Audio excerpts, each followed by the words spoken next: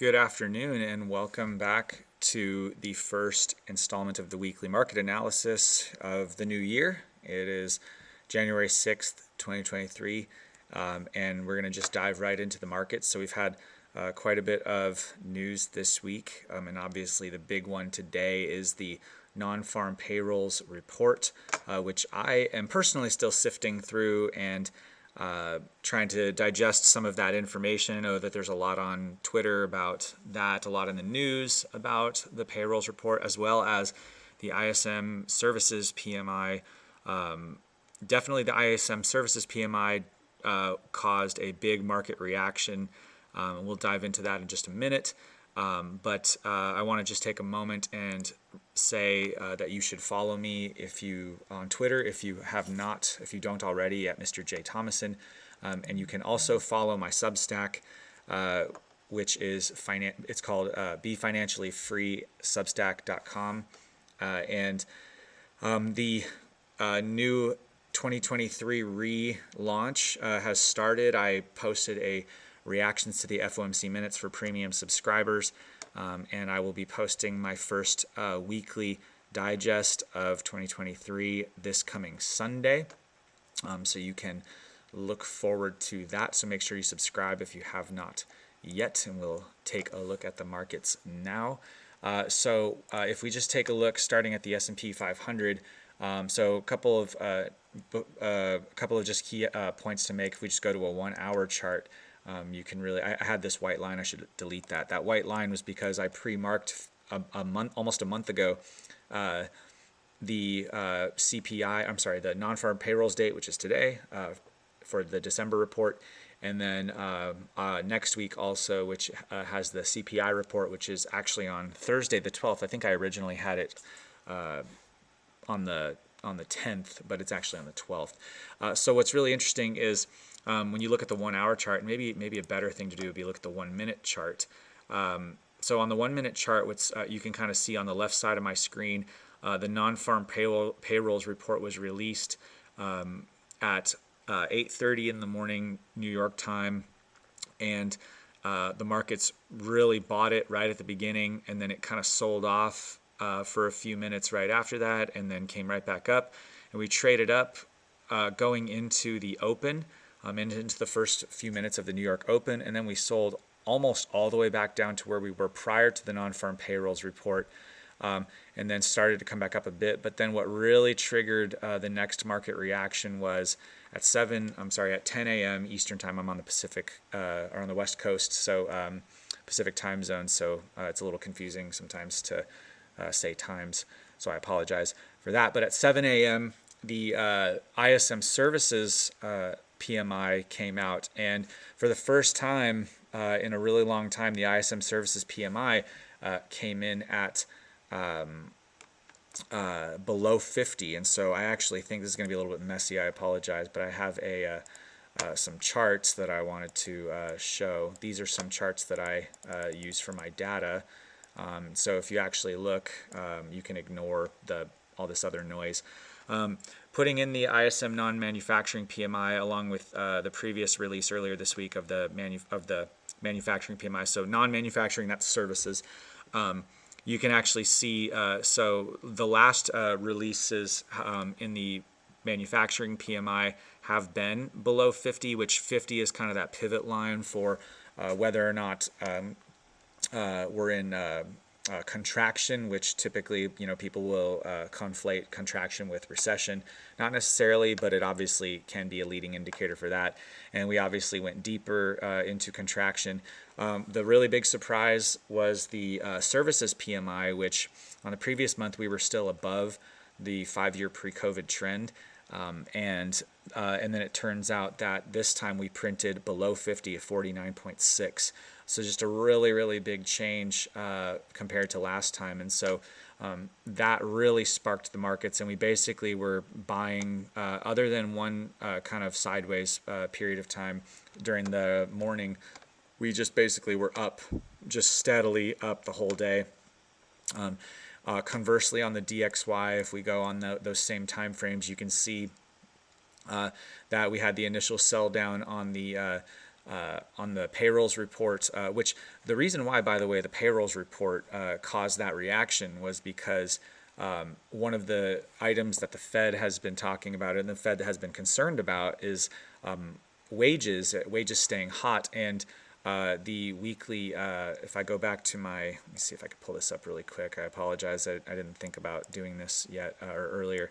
But the private sector average hourly earnings were actually revised from November, and then the next print for December was lower.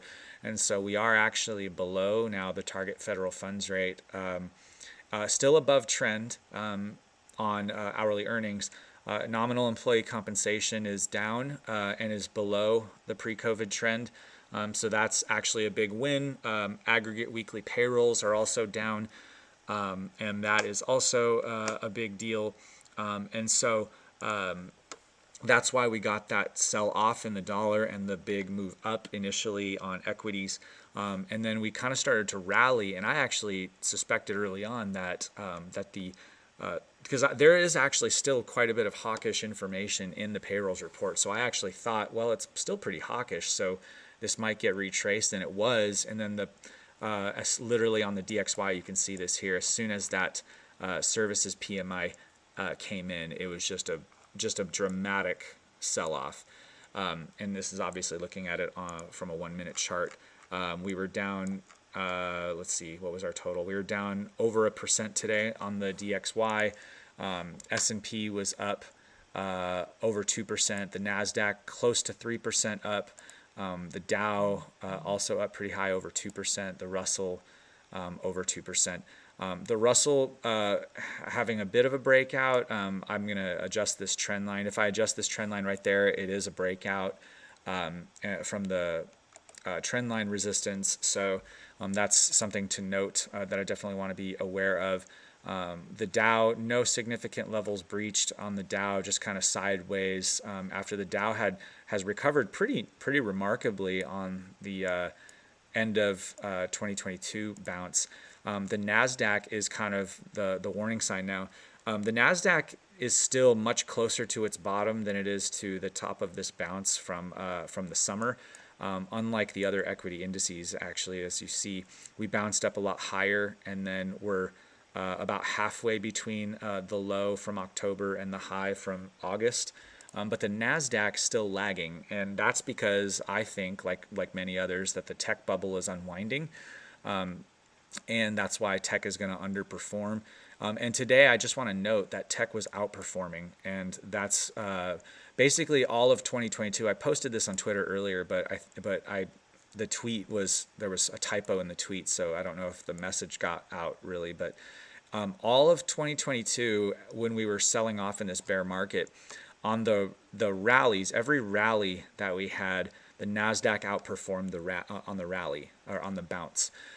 And so whenever there are days like this one, it's really crazy to think that back in November, we had that immaculate CPI like disinflation, and the NASDAQ was up over 7.5%. And it's crazy to think that we came down and closed below that, just a week ago, a little over a week ago, gave all of that back.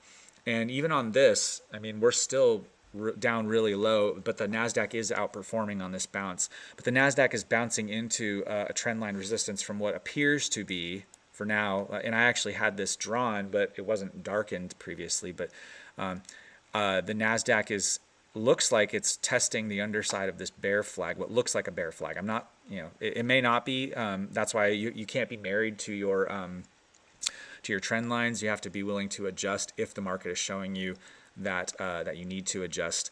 But it is coming up into that resistance.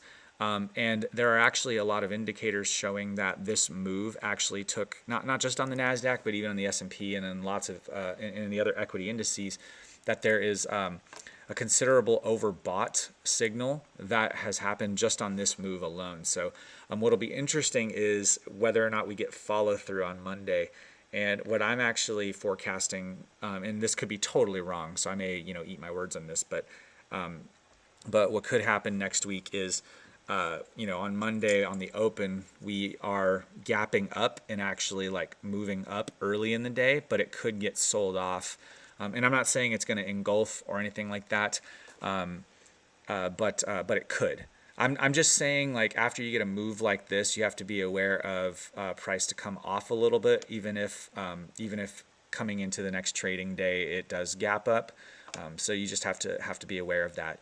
And I'm actually at a point now, like on my my data tables, you kind of saw a glimpse of them, but on my data tables, there's a lot of different economic indicators, and I usually don't even look at a number of them that a lot of people look forward to on a weekly basis. There are a lot of surveys that people pay attention to. I don't really pay attention to that. That's just noise, because sentiment doesn't really tell you what's actually happening or where people are positioned. But the ISM PMIs are actually pretty important, and I do want to call out that the fact that the services PMI is now confirming the manufacturing PMI, it's kind of a big deal. And the non-farm payrolls are showing, with the revisions, they are showing that wages are actually a lot more in line with something that is much more sustainable. But my caution, I guess, on that data is to remember that the labor market is still tight, and there's potential for that drawdown in the percentage increase on a 3-month annualized basis. There is a potential for that to move back to the upside if labor still remains tight. And I do also, I actually can't remember what I was going to say. Sorry, in real time, it's kind of funny. Anyway, I do want to call that out. The yields have been sold off quite a bit off of that news. And it looks like, this trend line, the trend line was a little bit higher that I had here originally. But because of where the rejection took place, I moved it there, and it actually works pretty well. So this is the trend line on yields for now. So I'll be watching that. So I think a lot of people are looking at the PMIs, and again, the services PMI going below 50 is significant. And we have to look for another print next month of that metric below 50 to confirm that. But for now, it does look like that's going to confirm contraction, and therefore potentially recession being a lot closer than is expected. And if that's the case, if investors believe that a recession is closer than further, then the long bonds, the 10-year, 20-year, 30-year, those bonds are going to get bought, and the yields will come down, and then you'll want to watch for the steepener on the yield curve. So just want to call that out. Bitcoin's still kind of floating around. If I put it on an 8-hour chart, it looks, it's gone nowhere. It's gone nowhere since November. So not really a lot to say there. A lot of people screaming about, Bitcoin being up, 1%, less than 1%. I'm not screaming about it. Gold, it looks like this thing is, gold is overbought right now, and it's up into a pretty significant resistance level. So I would watch for a pullback there, but gold does look like it's benefiting from recession fears right now, from slowing growth. So I do want to call that out. And then oil, after getting destroyed for 2 days in a row to start the year, kind of stabilizing right here in this level. So we'll see if it drops. I'm watching the yellow line at 65. A lot of people took oil trades right here on a break of, it was basically something like, I want to say something like, oh, it's really bad, sorry. Basically something like that. But I didn't take it because I'm watching this trend line, and look at that's where we got rejected. So that trend line kept me safe from taking that trade. Right now, I'm gonna on my Substack later, I'm going to be posting some thoughts on the non-farm payrolls after I dive into it a little bit more. And then obviously my newsletter, my weekly digest, which is free, by the way. The weekly digest is free. What I'm doing today is for premium subscribers, but the weekly digest is free, and that will be coming out on Sunday. So again, subscribe if you're interested in that. But anyway, I hope you have a great day. I hope you've had a great couple weeks. It's great to be back, and I will see you guys next time.